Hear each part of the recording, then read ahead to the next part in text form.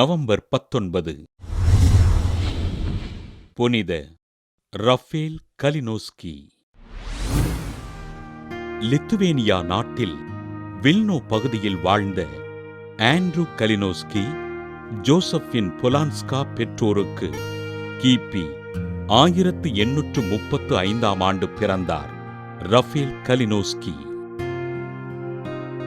தன் தந்தை ஆசிரியராக பணியாற்றிய பள்ளியில் ஆரம்ப கல்வியினை கற்ற ரஃபேல் விலங்கியல், வேதியியல் மற்றும் விவசாயத்தில் பட்டம் பெற்று ஞானத்தில் சிறந்து விளங்கினார்.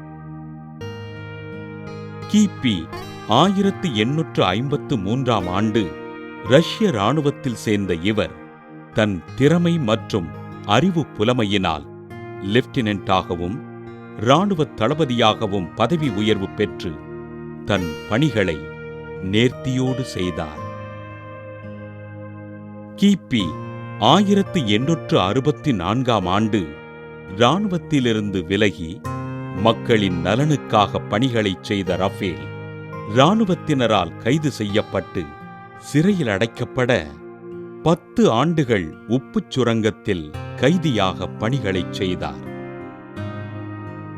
கிபி 1874 சிறையிலிருந்து விடுதலை பெற்ற ரஃபேல் கலினோஸ்கி சில ஆண்டுகள் ஆசிரியராக பணி செய்து கிபி 1877 ஆஸ்திரியாவின் கிராஸ் பகுதியிலிருந்த கார்மெல் மடத்தில் சேர்ந்தார்.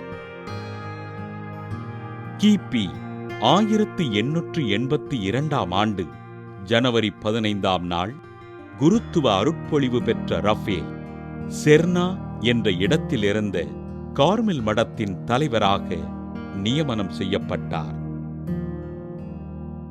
போலந்து நாட்டின் ஓடோவைஸ் நகரில் கார்மெல் துறவற மடத்தினை நிறுவிய ரஃபேல் பிரீசெமிஸ், லோவ் என்னும் இடங்களில் கார்மெல் கன்னியர்களுக்கென்று மடங்கள் எழுப்பி இறைப்பணிகளைச் செய்தார். கிபி 17ஆம் நூற்றாண்டில் வாழ்ந்த துறவி மார்சோக்கா தெரசாவின் எழுத்துக்களை ஆவணப்படுத்தும் பணியினைச் செய்த அருட்தந்தை ரஃபேல் கலினோஸ்கி காச நோயினால் பாதிக்கப்பட்டு கிபி 1907 நவம்பர் 15 விண்ணகம் சென்றார்.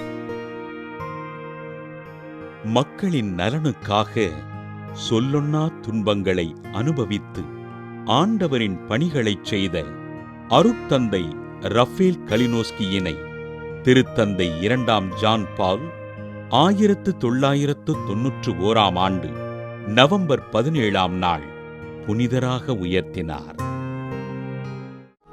புனித ரஃபேல் கலினோஸ்கியின் திருவிழாவினை கொண்டாடுகின்ற நாம் காச நோயினால் துன்புறுகிற சகோதர சகோதரிகளை ஆண்டவர் தொட்டு குணப்படுத்தும்படியாக ஜெபி